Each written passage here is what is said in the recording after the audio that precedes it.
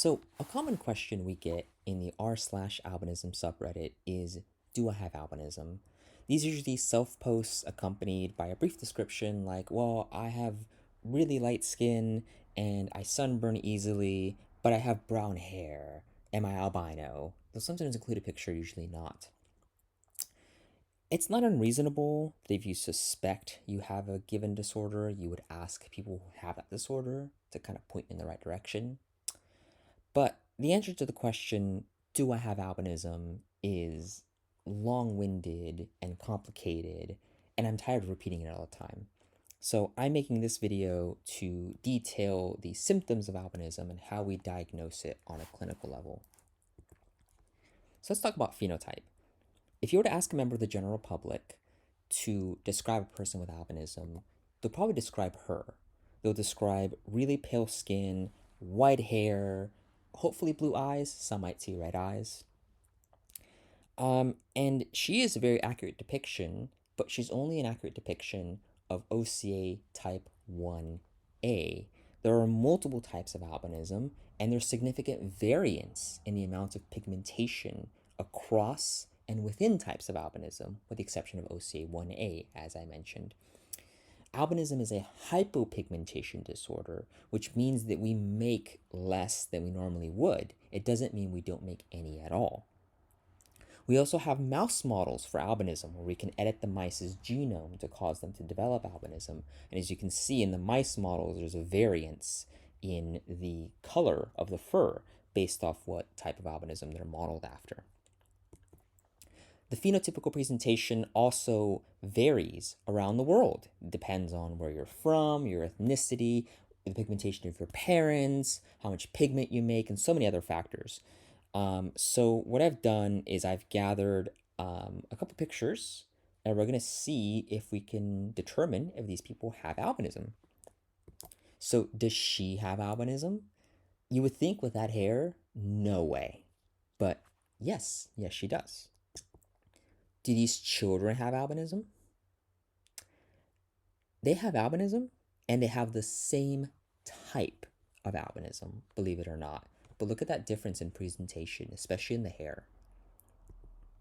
Does she have albinism? Yes. What about her? Yes. What about him? Yes. What about him? Well, the koala doesn't have albinism, but the man holding the koala does. Does she have albinism? I mean, duh, right? You got the white hair, you got the pale skin. No, she doesn't. But does she have albinism? Yes, she does. Does he have albinism? If you got the white hair, you got the pale skin, you got the dreamy blue eyes. Duh, right? No, he doesn't. Does she have albinism? No. What about her? I don't actually know. That's the point. There's way too much variance in skin and hair pigmentation between and across types of albinism to be able to make a diagnosis based off that alone. Additionally, hypopigmentation would not be abnormal in some populations, like Northern European populations, where having pale skin and white hair or blonde hair is pretty common. Finally, all of these disorders also involve hypopigmentation of the eyes or the skin. So, how do you know it's albinism and not one of these? The bottom line is you cannot make a diagnosis of albinism based solely off the phenotype. Please stop asking us to do so. So, because we don't focus on phenotype, instead we look at ocular symptoms. Albinism has a profound effect on the visual system with several hallmark symptoms. The first is reduced visual acuity. So here's an eye chart. I'm sure we're all familiar with this. There's always a giant E at the top for some reason, even though everyone knows it's an E. And the way this is graded is with a fraction. In the United States, out of 20 something, because we use feet. So 20/20 vision is sort of the gold standard. It's considered normal vision.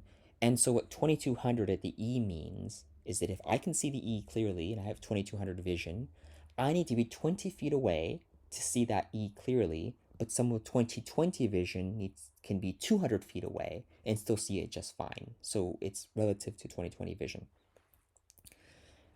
In clinical settings, we use this. It's called a low vision Snellen chart or a logmar chart. And it's the same principle, it just has more letters at the top for more variance. So for me, with no correction whatsoever from 20 feet away, I can't even read that top row with the H and the V. It's just way too blurry. With the best possible correction and a good day, I can sometimes make it to the N row, maybe like the first three letters, and then I can't see much else. Most people with albinism I've met are in the 2100 to 2080 space, so the O and the K rows. The single black horizontal line towards the bottom is 2020. I'm like 8 inches away from my computer screen and I can't even make out those letters. Imagine 20 feet away in a doctor's office. So this low visual acuity is caused by something called foveo-hypoplasia. As you can tell by this very anatomically accurate, extremely professional depiction of the eye, in the back of the eye, we have this little dimple, this little divot called the fovea, and that's responsible for a lot of our fine vision. It is packed to the brim with cones. There's no rods, there's just lots of cones, lots of cone cell connections, and it's where our eye fixates on when we need really sharp, really great vision. But with a slit lamp examination, you can see that in albinism, it's just gone. It's supposed to be there very clearly, but it just doesn't exist. We can also use something called ocular coherent tomography or OCT imaging. This basically just gives you the thickness of the walls of the eye. And so in the A example, which is normal, you'd expect to see this prominent pit. It's called the foveal pit. At the back of the eye in a specific location. You expect the walls on the sides of the pit to be thicker because the material literally gets pushed up and out, to make room for the pits. The red lines, the red splotches are nerves, and you can see that in the A example, they stop before they reach the foveal pit. But in albinism, which is the B photograph, there's nothing there. There's no pits or dimple where you'd expect there to be. The nerves just go straight across that area without caring, and the thickness at the eye is the same, uniform. Now, this isn't completely universal. You can see here in an OCA1B patient, there is a bit of a pit, there's a bit of a depression there, but you don't see all the things you'd expect to see normally. That's why it's a hypoplasia. And we have the Leicester grading scale to determine the degree of hypoplasia. So photosensitivity is another symptom, and this one's kind of subjective to a degree. It varies quite a bit. So, for example, we all know what it's like to be at the front of the car, for those of us with albinism in the passenger seat, because we can't drive, but to be in the front seat and you're driving right against the sun and it's just coming right through straight at you and you can't see anything, it's blinding. And of course, we have sunglasses and there's the visor that comes down from the top, but ultimately, you're still struggling with just looking straight into this giant source of light. So imagine if it was a similar effect to that, but just with overhead lights, like fluorescent lighting in a classroom or in an office or in a supermarket. I had a friend with albinism. When she was in high school, they had to put like blue tents, like tarps, over the lights above her desk so that it wouldn't bother her. When I was a kid in grade school, when they would ask me to look at something far away, I would do this. I would put my hands over my eyes and try to look. And they're like, oh, it's cute. He's making binoculars. No, I'm trying to block out the lights so I can see. Max brightness on devices. I remember when I handed my phone to someone else with albinism, the first thing he did was turn the brightness all the way down so he could actually use it. Usually I'm okay with about medium brightness, but at a max on my phone or computer is just too much. It's too bright, it's uncomfortable. Even something as simple as opening the blinds to let natural light in. You would think, well, you're indoors, so it's fine. But because it's a big window and it's just the glare is just so bad, it can be very uncomfortable. camera flashes. There's lots of different things that can impact this.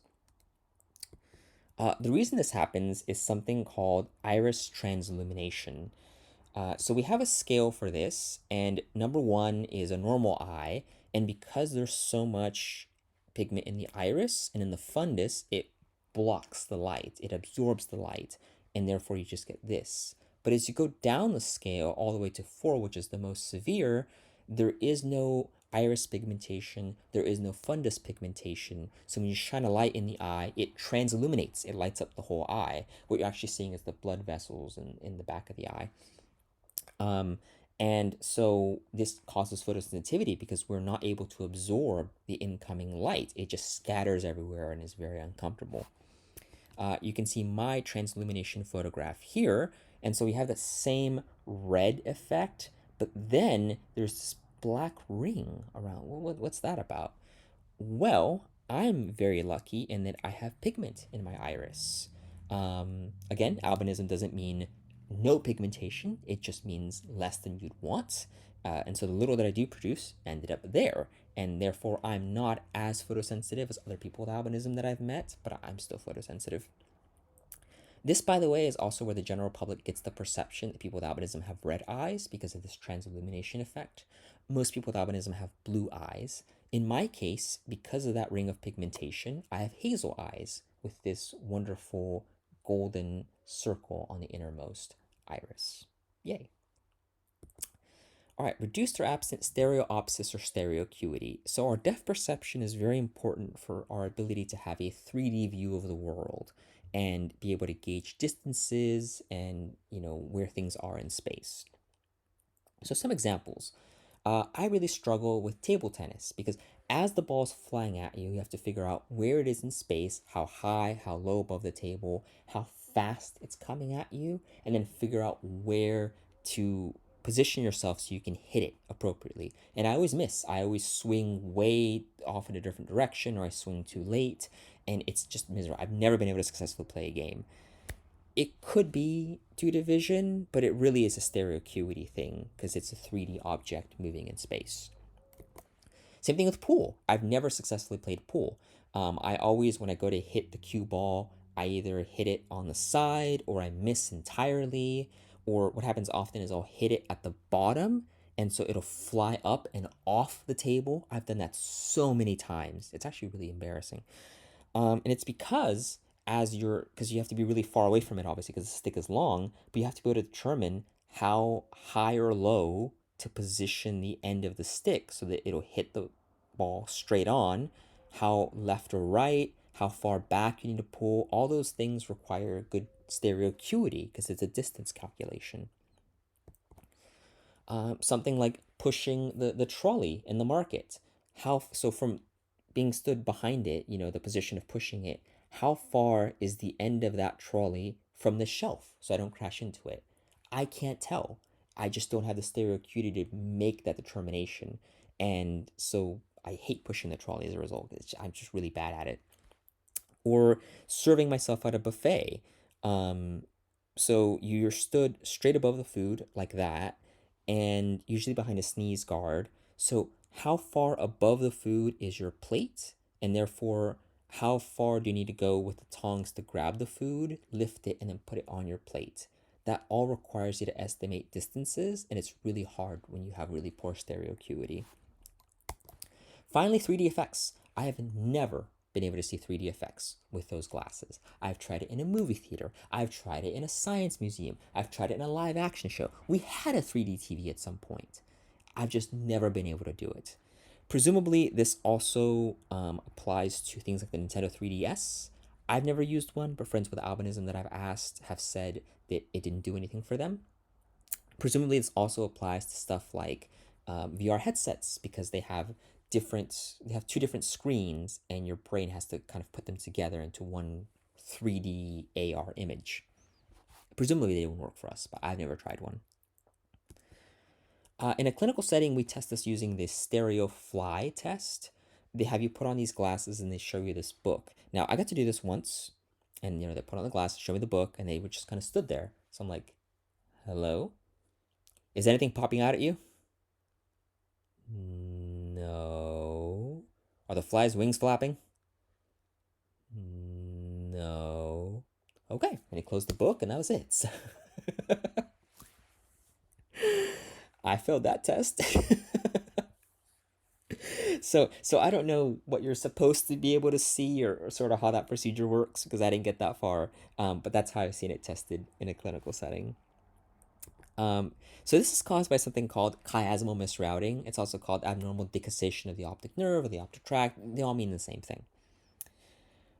So our binocular vision comes from these ipsilateral and contralateral routings of the optic nerves.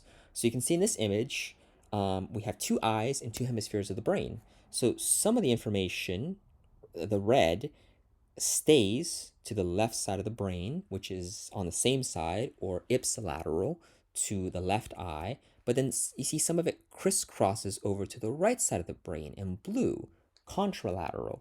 Same thing with the right eye. Some of it stays on the right in blue, and some of it crisscrosses over in red.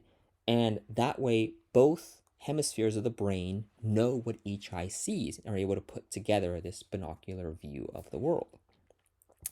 Now, normally this crisscross is like 55-45. It's basically 50-50 for all intents and purposes. But in albinism, it's way out of whack. It's like 80-20.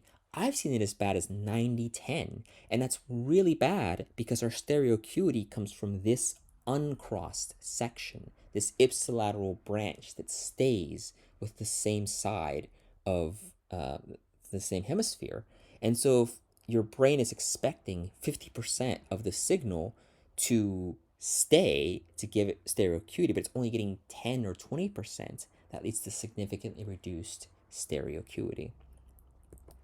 Clinically, we test for this using a visual evoked potential or VEP. You can see me getting set up for a VEP here. They place electrodes on the back of your head, on your scalp, and to measure signals from your occipital lobe, which is where visual signals go, and they have you stare at a pattern on a screen. For some reason, when I was looking at example photographs, I could only find checkerboards. When I did this, it was a series of black horizontal lines on a white background. They got closer and closer and closer together until I couldn't tell them apart. I don't really know how they interpret this data and make a diagnosis of misrouting, but they do. All right, nystagmus. So nystagmus is sometimes affectionately called dancing eyes. It's this involuntary saccadic back and forth movement of the eye. Um, it doesn't mean that our vision is doing that. I can be looking straight ahead, but my eyes will still bounce back and forth. It doesn't hurt, but it's completely involuntary and it's a lifelong thing. It does tend to slow down as we get older. Nowadays, only little kids point it out. Other adults don't say anything about it, but it is quite obvious if you're looking for it. This arguably is the most hallmark albinism symptom because it's the most prominent. Something like 96% of people with albinism that have been studied have this. So that's a pretty obvious one. All right, I want to talk briefly about strabismus. Here's a handy chart that has the different types of strabismus. This is called being cross-eyed, where the eyes don't move together synchronously. They kind of, one goes off on their own way. This happens in albinism. It's not super common. You usually see it in children. And thankfully, if it gets really bad, or like you have a head turn with it, you can correct it with surgery. I also want to talk briefly about myopia and hyperopia. So, generally, as you can see with the bottom two images, we want our cornea to and our lens to project an image right smack dab in the center of the retina. However, in myopia or nearsightedness, it's too far to the front, and in hyperopia or farsightedness, it's too far in the back. It's not in the center of the retina. Thankfully, you can correct this with glasses or contacts, or if you're really fancy, you can have a laser zap your cornea and reshape it. This is the only eye issue that the majority of the general population will ever experience, at least until they get to old age. And that's why everyone will ask us, well, where are your glasses? What about your glasses? Why don't you get glasses? Glasses. If I had $1 for every time I've been asked that question, I would be a billionaire by now. But they ask because for them it's that simple. These are called refractive errors, and people with albinism aren't immune to them. We get myopia and hyperopia, and especially astigmatism. It can be quite bad in albinism. And so that might explain why glasses help some people with albinism more than others. But in general, this just reflects a problem with the front of the eye, with the cornea, and all our problems are in the back of the eye. So here are the symptoms. And so if you're asking the question, do I have albinism? Well, how's your visual acuity with the best possible correction? Are you photosensitive? Again, that one's subjective, but you would know if bright lights bother you more than the people around you. How's your stereo acuity? Can you play pool and push the trolley and see 3D effects? And do you have nystagmus? Do your eyes dance? Just like with phenotype, there's significant variance in these symptoms in people with albinism. There are people who have 20/40 and even 20/20 vision. That's been documented. It's rare, but it's happened. There are people who are not as photosensitive as others, such as myself. There are people who have decent enough stereo acuity that they drive. I could never imagine. I can't even push the trolley in the market. You want me behind the wheel of a car? Like, I'd crash into every car just trying to park. But some people have decent enough stereo acuity that they can. And you could be that 4% of people with albinism who doesn't have nystagmus. But to have albinism and have none of these symptoms is unheard of. I would argue it's downright impossible. So if none of these are ringing a bell, you don't have albinism. But if you're going through all these going, hey, that's me, then your next step is to get an eye evaluation. But please don't go to those sketchy eye clinics on the sides of Walmarts. They're just there to give you glasses. They're not going to have OCT imaging. They're not going to have a VEP machine. They're not going to have that test with the fly it's supposed to flap its wings or whatever. They're not going to be able to properly evaluate you. You need a low vision ophthalmologist and hopefully one who knows what they're doing. Because again, these symptoms are quite obvious if you know what you're looking for. All right, let's talk about genetic testing. Sometimes people also ask us, is there a test I can do, for albinism to see? Yes, there is, but there are caveats associated with genetic testing. When people think about genetic testing, they imagine these ancestry kits that are all the rage. You pay $200, you swab your cheek, you send it off, and in 6 weeks you have all the results that you need. That's not how it works. Genetic testing for albinism involves drawing blood, sequencing your DNA, and testing it against a panel, a list of known albinism genes. Here's a partial list that I was tested against when I underwent genetic testing, and you can see at the bottom in red a frame shift mutation in SLC45A2, which is the gene associated with OCA4. Now, genetic testing is quite expensive. It's getting cheaper, but it's certainly not pocket change. It's several hundred to several $1,000s, depending on what lab you go to. How many genes are you testing against? Are you just doing OCA or are you also doing OA and HPS? More genes equals more money. And if insurance will help you pay for it, sometimes they do, most of the time they don't. But if that's not enough to sway you, a very significant portion of people with albinism who have undergone genetic testing have not had conclusive results. It's something around 30%. So what that means is we drew their blood, we sequenced their DNA, we tested them against the panel of known albinism genes. This is the current panel, by the way, and we didn't find mutations in any of them. Why is difficult to say conclusively, but the most reasonable explanation is that there are more genes associated with albinism that we simply haven't found. In my genetic testing, I was only tested up to OCA4 because at the time we only knew about OCA1 through 4. OCA5, OCA6, and OCA7 were all first reported in 2013. We are now up to OCA8, which was first reported in, get your guesses in, 2021. We're still discovering new genes and new mutations associated with albinism.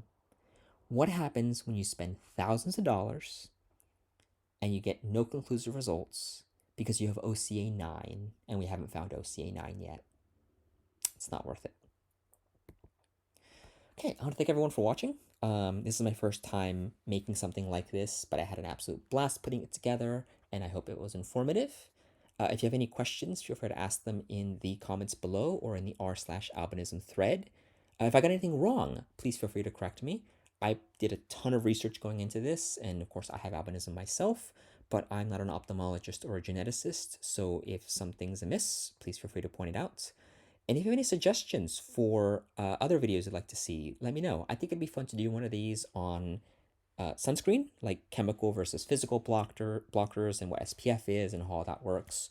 Or in a similar format to this, but for Hermansky-Pudlak syndrome, because that's a disorder you really want to know for sure whether or not you have it. So yeah, let me know. Oh, and like and subscribe, I guess. I have to say that, right? Oh, I don't? Oops.